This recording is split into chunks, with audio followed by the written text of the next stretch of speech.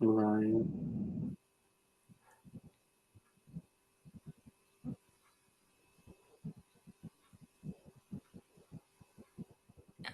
Bien.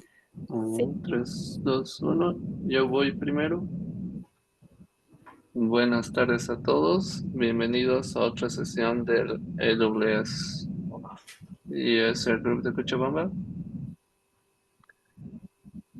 En esta ocasión, Livia Esteves nos presentará el tema AWS, IGS y ECS Anywhere, que son contenedores, pero que pueden ser usados tanto en premises como en la nube. Ella es Solutions Architect y es una ávida creadora de contenido para tecnología eh, y temas relacionados. Entonces, démosle la bienvenida y adelante, Liv, puedes empezar. Muchas gracias. Gracias, Sergio. En esta ocasión voy a compartirles lo que es AWS Anywhere, pero tiene que ver más con los dos servicios que es ECS y EKS. Primero voy a empezar con una breve introducción que es sobre los contenedores y Kubernetes. Antes existía el problema de que en la máquina de un desarrollador sí funcionaba, pero cuando necesitaba moverse había el problema de que no corría. Entonces, la solución a esa era lo que es los contenedores, que mantenían el comportamiento en diferentes ambientes, gracias a que los contenían, y sobre todo de la compañía Docker. Después se tiene a Kubernetes, que desde la perspectiva de un desarrollador Docker ya era suficiente, bueno, pero el problema empezó ya para el equipo de operaciones o a los amigos de operaciones. Entonces, ellos ya tenían que correr una cantidad cierta de aplicaciones en producción y se les volvía más costoso.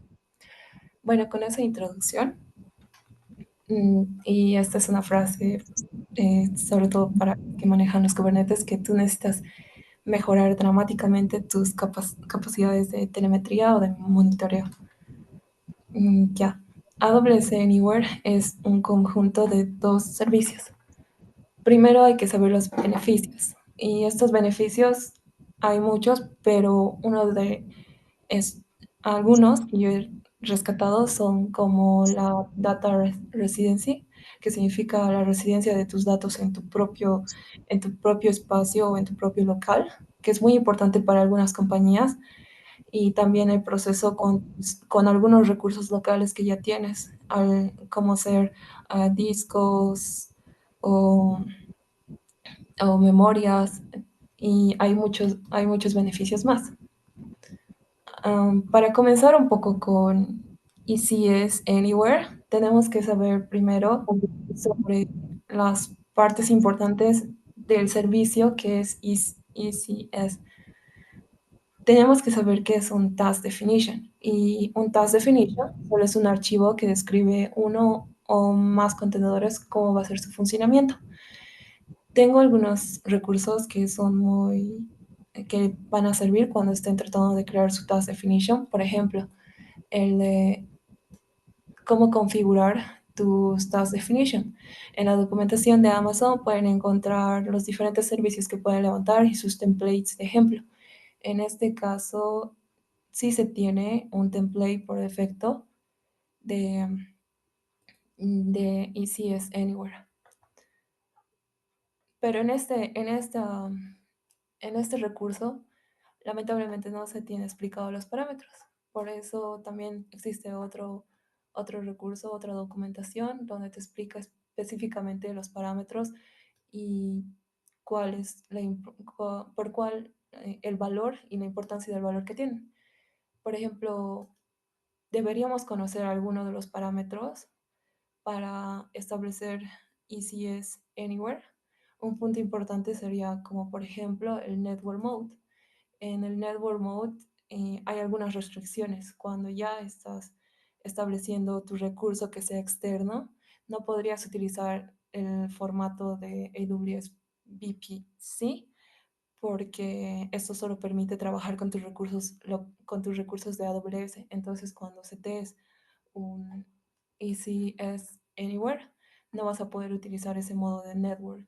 Y aquí en el template ya sabes por qué no puedes establecer ese network. Entonces serían dos recursos importantes, dos templates que ya existen en la documentación, y otro también explicar el porqué de cada parámetro y poderlo adecuar al caso que vas a aplicar. Ya hemos hablado un poco de las task definitions. Y ahora vamos a ir un poco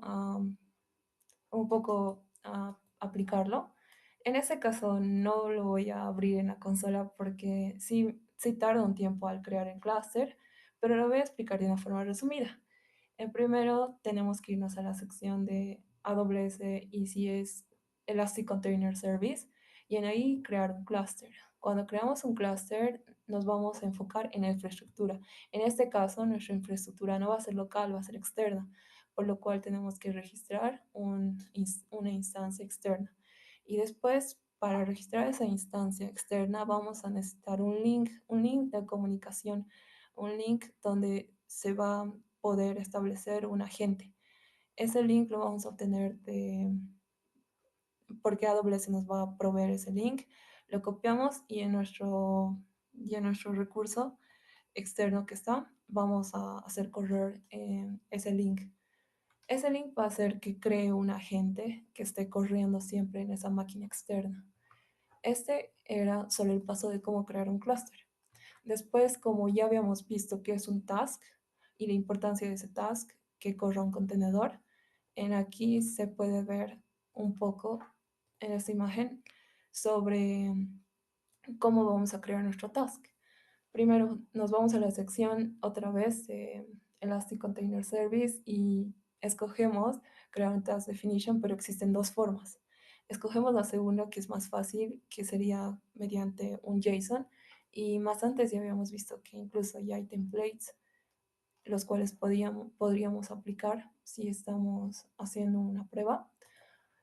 Y después de crear nuestra task definition, también tenemos que verificar que nuestra externa instancia esté registrada. En este caso, aquí, mi instancia ya estaba registrada, ya reconocido en AWS que hay una instancia que se está conectando.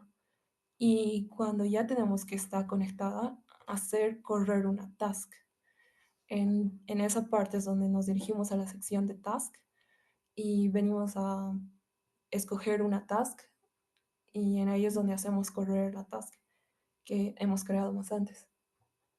En este caso, yo he creado un template, una task diferente. Una task que saca un mensaje que solo es un servicio en Node.js y te muestra en la interfaz, digamos, un mensaje. Ese mensaje era Hello, AWS, User Group, Cochabamba. También pueden encontrar esa task definition en mi GitHub, en mi Gist, porque lo subí y está con una imagen que yo creé y los puertos los personalicé. Después hay algunas configuraciones que son básicas. También pueden agarrar esta task y, como ya habíamos visto en esta parte, aplicarla, crearla de la segunda forma, que es usando un JSON. Y después de hacer correr, sí vamos a poder ver que en nuestra instancia externa está corriendo esa task. Y como antes les había mencionado, que el URL que teníamos era para instalar un agente. Este agente siempre va a estar corriendo en nuestra máquina. Aquí, al realizar el comando docker ps, se pueden visualizar todos los contenedores y siempre va a estar nuestro ECS agent. Y después ya cualquier otras aplicaciones o tareas que hayamos establecido desde AWS. En este caso, mi imagen era esta, que la hice correr y después ya pude acceder a ella. Y bueno, los beneficios de esto es que al hacer correr tareas desde AWS te puede ayudar a optimizar tu tiempo y agilizar el tener que estar entrando a la máquina, estableciendo. Y si tienes muchas máquinas, vas a poder seleccionar una gran cantidad y que todos corran con esa misma tarea. En este caso, solo yo tenía una máquina, entonces solo pudo correr con una, pero es muy beneficioso para cuando tengas muchas máquinas. Y algo muy importante, las frequent asked questions siempre se van más enfocadas al pricing. Debes conocer muy bien sobre el precio y sobre cuáles son los recursos que van a ser cargados a tu cuenta. En la documentación puedes encontrar sobre los detalles del precio y algo importante, antes habíamos mencionado que hay un agente y ese agente lo vas a poder visualizar su monitoreo mediante SSM y tienes que activar ese servicio en AWS, pero este también va a tener un costo adicional. Entonces, si no estarías pagando por la máquina, porque en realidad la máquina va a ser de tu lado, estarías pagando por algunos servicios que has activado. Lo bueno también es que puedes encontrar ejemplos de cuánto te costaría el mes y por la cantidad de instancias. Aquí 100 instancias, 50 horas, en todo eso la multiplicación por los minutos y las horas, ya te da un costo. Son dos ejemplos. Eso sería respecto a ECS Anywhere. Y bueno, moviéndonos al otro servicio que es un poco importante, que es EKS Anywhere. Aquí hay algunas partes importantes, sobre todo como no es muy introductorio porque sé que en cualquier clúster de Kubernetes sí tienes algunas especificaciones, algunas configuraciones que vienen de acuerdo a la herramienta que utilices. Respecto a la configuración de EKS Anywhere, hay algunas partes que he rescatado que noto que son importantes. Por ejemplo, en la configuración de cuando vas a crear un clúster, debes notar que vas a tener dos secciones. Una que es, perdón, primero quería recalcar que cuando vas a crear tu clúster de EKS, vas a tener las opciones de poder escoger algún proveedor. En este caso, como yo tenía los recursos no tan altos, tuve que utilizar la forma más liviana de aplicar EKS. Entonces utilicé EKS Anywhere, pero al principio yo lo intenté usando Bare Metal, lo cual no funcionó porque no pude hacer correr algunos nodos y eran muchos recursos que no poseía todavía. Entonces después intenté solo con un clúster de Docker. Y respecto a la configuración, ya se viene enlazado a este slide que era en este, que en esa configuración del clúster se tenían dos partes, del clúster y del Docker. Después, en la configuración del red se utiliza Silicium como el comunicador entre los nodos y el External Data Storage es etcd. Y las configuraciones básicas del Docker son suficientes para hacer correr las aplicaciones. Ya. En aquí hay una breve imagen de cuáles serían los pasos. Primero, si te vas a la documentación, vas a encontrar algún proveedor que sea para tu caso. En este caso, si tienen más fierro, podrían utilizar Bare Metal, o si tienen algunas licencias o algunas licencias con algunos proveedores, utilizar alguno de estos, como es vSphere Cluster. Pero en mi caso, utilicé el Docker Cluster. Después de eso, lo que deberíamos hacer es fijarnos muy bien en los prerequisitos. ¿Cuál es la distribución que sería apta? ¿Cuánto de recursos de RAM, de memoria y de espacio? Después, en aplicar el clúster, solo generas la configuración del clúster solo generas la configuración del clúster, donde en ahí ya puedes acceder a crear tus aplicaciones o tus deployments. En ese caso, ya había explicado estos de Silicium y de la base de información que utilizan, que es etcd. Yo realicé un demo donde solo desplegaba una aplicación. El Gmail se encuentra. ¿Dónde se encuentra?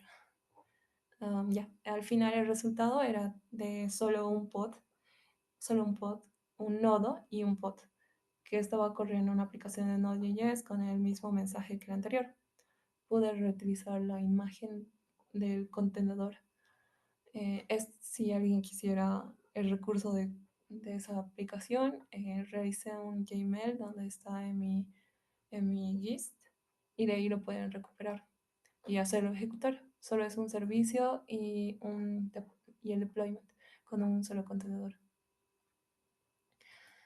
Después algo importante, recalcando otra vez, es el precio. En este caso, no tendrías que ser cobrado por ningún nodo que estás corriendo. Tendrías que ser cobrado si vas a enlazarte a la licencia de EKS Anywhere. Y en esa parte lo dice cuando te suscribes. También cuando estás levantando, en la documentación es como el paso cero que te dice que puedas establecer tu nodo con la licencia, que puedas setear la licencia en tu máquina externa y desde ahí ya vas a poder comunicarte con con algunas features de AWS. Y también existen los ejemplos de los precios. Si corres 3 clusters eh, por 24, que solo sería por un cluster, te llegaría a costar 6.000 por mes, pero todo servicio de EKS o algún servicio de AWS siempre que tiene que ir acorde a los requerimientos de una empresa. Entonces, sería revisar muy bien los ejemplos, la característica de cuántos clusters, pero todo eso es cuando empiezas a establecer la licencia. Y en las partes de la configuración te lo mencionan. ¿Dónde está? Sí, a ver. Sí, era ese. Mm, mm. A ver, aquí. Ya. Después, sí, en algunas partes es donde estableces la licencia y en ahí te dicen que en ese momento ya vas a estar como adicionándote o suscribiéndote y ya vas a empezar a hacer el pago. Después, em, bueno, eso ha sido los datos importantes que he logrado recopilar y todo esto ha sido porque al principio, cuando estaba practicando con los servicios de AWS, yo como siempre me gustan las Raspberries. Vi que había muchas personas que hacían correr sus, sus Raspberries o le ponían en la Raspberry el ECS Anywhere. Entonces tal vez para alguna persona que quiera hacer un proyecto ya tal vez personal podría ver eso de ECS Anywhere en una Raspberry. En este caso no sacrifiqué todavía mi Raspberry, pero es un bonito proyecto que podían realizar. Mm, Continuando un poco más, eh, hay la- una frase, digamos, que ayuda a los demás a decrementar sus costos en AWS. Y gracias, eso sería todo. También recomendarles algunos workshops que pueden revisar para aprender un poco más sobre tanto contenedores y tanto clusters, que los pueden encontrar en la página de ECS Workshops. O también, si quieren hacerlo de forma eh, con scripts, también tengo algunos ejemplos que me gustaría hacerlos correr en este momento, pero van a tardar. Y tal vez eso no sea bueno en directo. ¿Dónde está? Mm, sí, son como 3 laboratorios. En uno es donde levantas el ECS solo con Pulumi y con Python. Y solo tienen que hacer correr el script final, que sería el paso 5. También está de cómo crear tu cluster. Lamentablemente, cuando lo estás ejecutando, digamos, en tu local, no podrías utilizar estas herramientas como ser Pulumi, porque no hay mucha documentación en sí. Y tal vez es porque no ha sido una característica o no han tratado de programar en Pulumi para esos casos, como ser el Anywhere. Bueno, esta es una breve charla y un resumen de esos dos servicios. Espero que les haya gustado y gracias por el espacio. Muchas gracias, Liv. No sé si hay alguien que tenga alguna pregunta.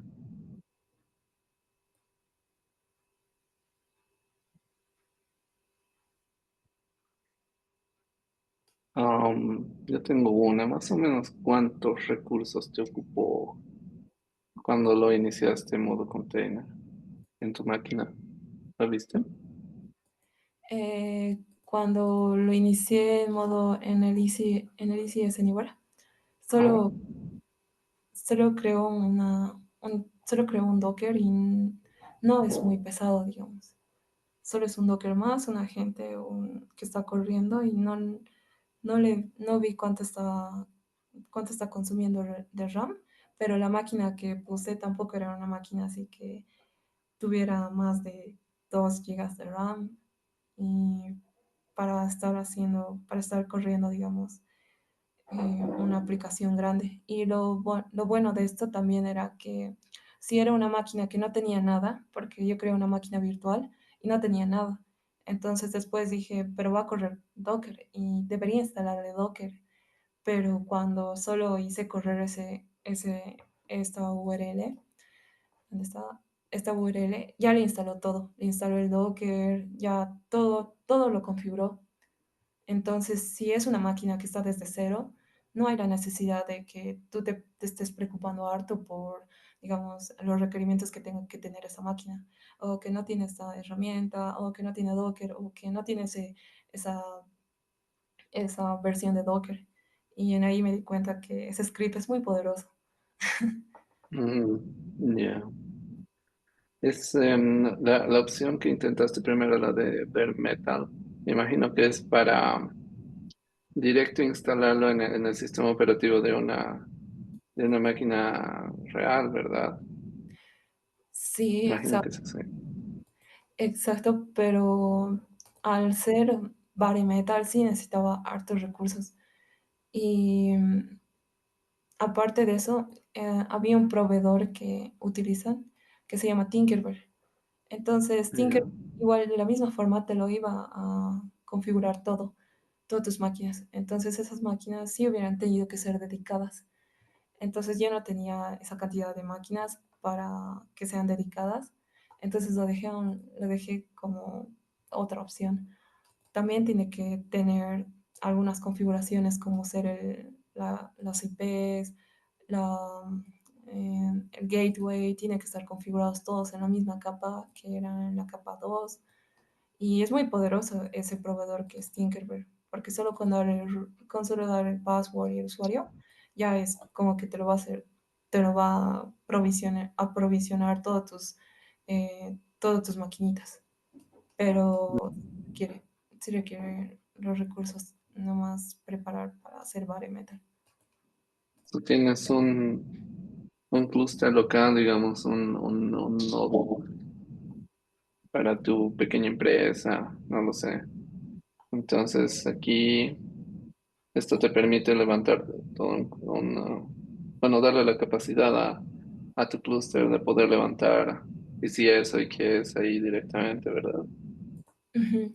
Y lo bueno también es como que en el anterior caso es como que no deberías preocuparte por si algo no está instalado.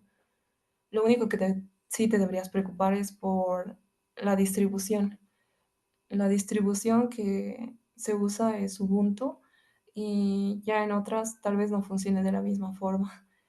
Pero Ah, ya. solo la distribución, después de eso ya en los recursos que te dice en los requerimientos, y con eso ya basta porque va a ser lo mismo, va a poner las herramientas que necesita, va a borrar algunas cosas, va a omitir algunos paquetes, va a descargar algunos paquetes, pero eso es bueno porque a veces hay esos problemas de que no, justo no tiene esta otra dependencia y manualmente tú le tienes que estar descargando esa dependencia, digamos.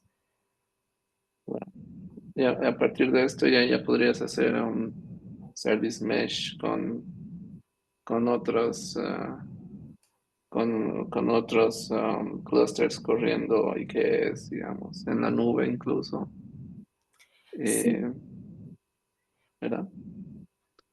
también hay Okay. ese problema, ¿no? De que ahorita si todo estaba, por ejemplo, en aquí, donde les mostraba, obviamente en mi local sí decía este mensaje, pero ¿qué tal si quiero hacer el gateway para que salga afuera?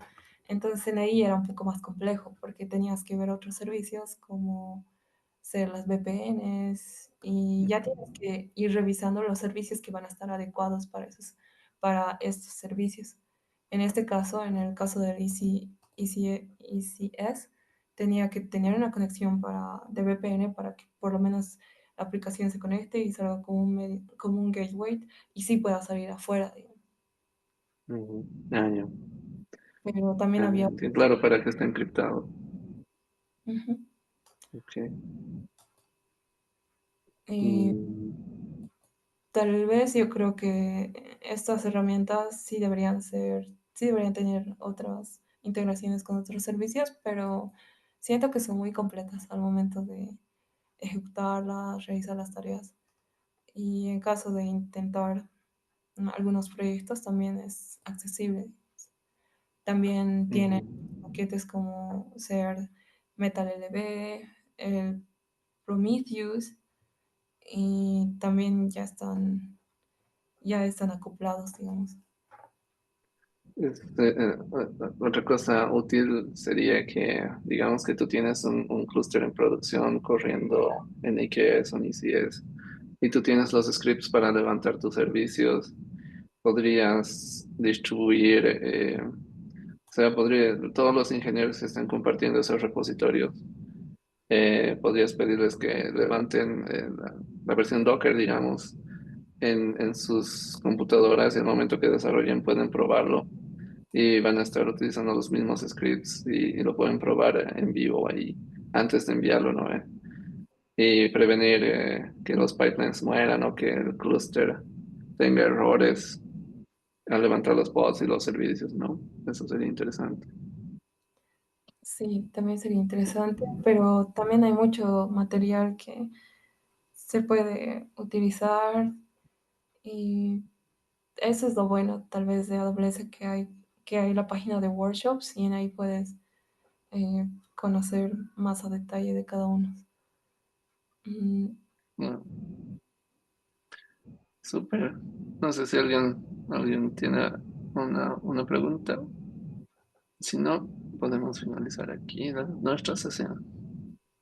No, de mi lado, excelente. Muchas gracias, Liv. La verdad ha sido bien interesante. Y no, muy buena presentación, muy buena presentación. La verdad, muchas gracias. gracias Súper. por Gracias. Gracias a todos. Entonces, les esperamos en una siguiente sesión de parte del User Group, AWS User Group Cochabamba. Agradecemos su presencia y vamos a intentar poner los enlaces de información en nuestro foro, en los repositorios y demás para que lo tengan acceso ahí. Eh, muchas gracias y tengan todos buenas tardes. Hasta luego.